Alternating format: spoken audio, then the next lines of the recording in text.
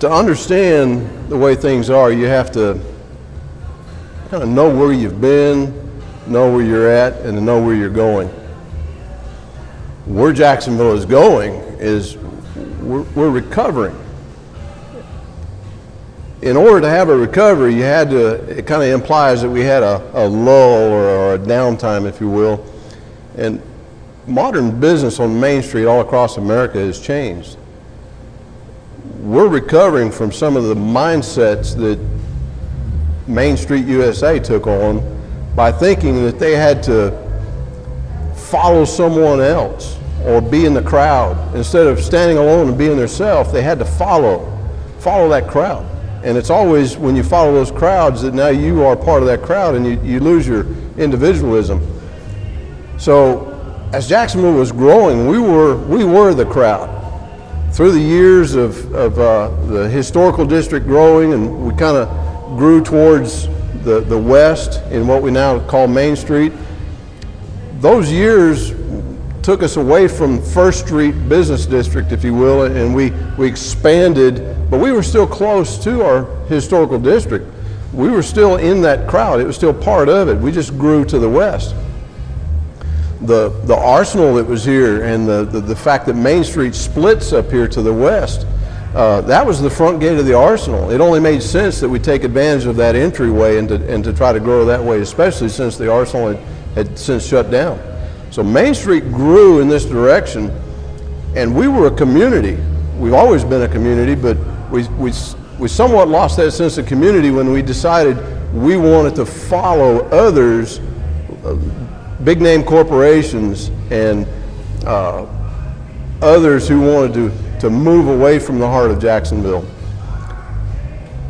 In the early 60s, when 167 was put in, it came here for Little Rock Air Force Base.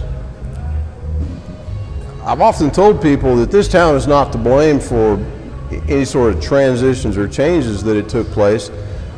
When Little Rock Air Force Base came here and 167 was put in to bring people to Little Rock Air Force Base, men and equipment, it pretty much stopped up here to the north between Jacksonville and Cabot, and that's where it ended.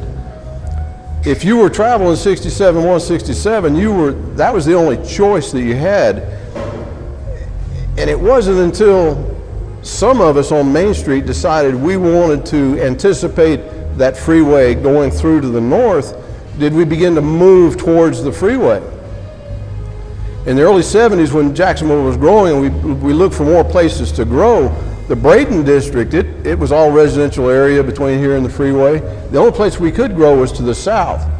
So development began down James Street, which some of the old timers around here tell you that was where the old Dupree Pond was at. We developed that raw and improved land and built commercial properties down James Street. And then in the late 70s, when things were vibrant and growing in this town, we went from being the only choice at the end of the road of 167 for those who came to Little Rock Air Force Base. At that time, we were the only choice.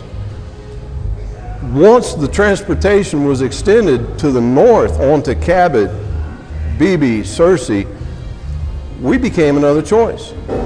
And as more people with rapid transportation via the fact that freeway now serviced parts to the north, northeast, and even on to St. Louis, if you will, people began to want to be near the transportation.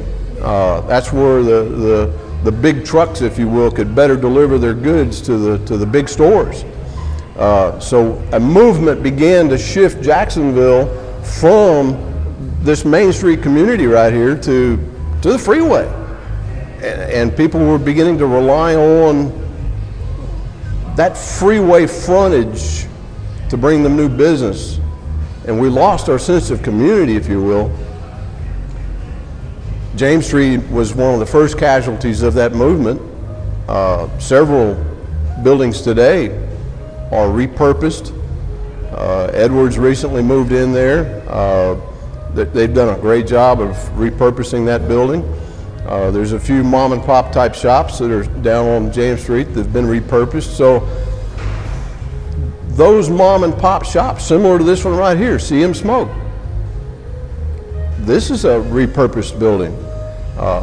We all have got caught up in, at one time, relying on the freeway to coming back to Main Street. We have got to come back together as a community and realize that we have to be Jacksonville. Once we decided to disperse and go to the freeway, I think this is where we lost it. We lost that sense of community. Even though we don't have a town square, the Main Street area was our town square. And it was where people gathered. I remember in the 70s where everybody, all the kids, the high school students, they all gathered over here in the parking lot. And the police officers all knew where those kids were at. But we had a sense of community, and that was our town square. That's where everybody gathered. There was times where we had street dances. Everybody went to Main Street to do whatever it is that they wanted to do and to gather. Well, we have to come back together and forget the freeway. I mean, it's great for those who are coming and going, but for us as a community, we have to revive Main Street. And right here, CM Smoke's doing a great job doing that. Those of us who understand the business aspect of being yourself, being unique, barbecue is very unique. You can't be like everybody else and survive. And you have to be that mom and pop type shop to survive. America is wanting to be reminiscent of old times, and they're interested in their history. And while we can get fast food up and down any freeway in America, we want home style cooking and old time recipes, and we want more choices. Even barbecue sauces gives us choices. So to answer the question, why is it that Jacksonville has gone through these changes? America's had more choices.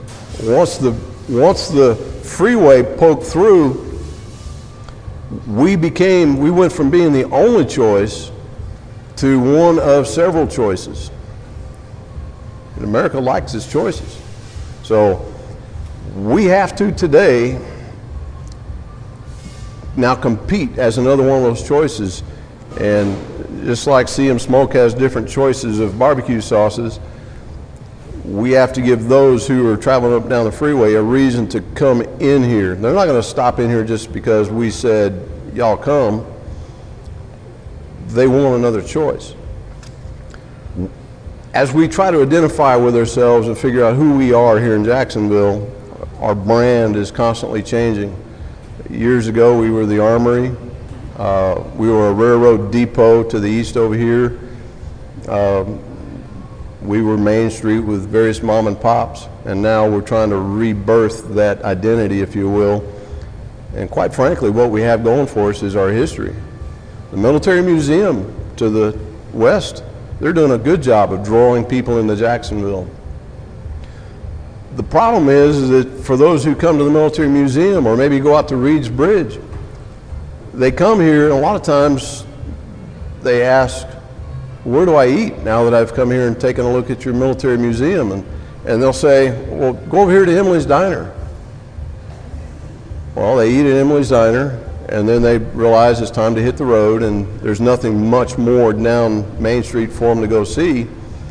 So they turn around there at Firestone, they go back to the freeway the way they came, and on the road they are, and that's all of Jacksonville that they've seen was the Military Museum. We have to give them more to come further down Main Street. And CM Smoke right now is probably a good start to bringing people further, because now they have another choice of a mom and pop type restaurant, where Emily's was an investment in Jacksonville by the owners. The owners of CM Smoke have reinvested in Jacksonville. So now when someone goes to that Military Museum, If they don't send them over to Reed's Bridge, if they send them somewhere to lunch, now those visitors to the Military Museum have another choice. I can't imagine offering someone a choice to go to a fast food restaurant, so See 'em Smoke is going to be another choice. So now they're getting a little bit further down Main Street with another choice. In time, our historical district over here to the east on First Street, when that place gets up and running, that too will be another tourist stop and another choice for something to do in Jacksonville and for those who come into Jacksonville to go see. That train depot area historically of Jacksonville, that was a lot of the history behind that from talking with some of the old timers. This part of Arkansas is part of the Southwest Trail.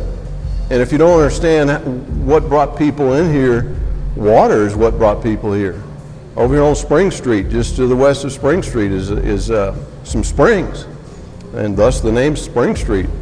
We were one of many watering holes along the Southwest Trail. And as people were traveling from the Northeast down to Texas for purposes of fighting wars and fighting over properties, they needed water. So Jacksonville was a prime watering hole along that Southwest Trail. When the railroad came through, it brought in some transportation. As transportation improves, it gives more people choices, and Jacksonville has just along the way just been another choice. And like anything else, we have to compete with all those others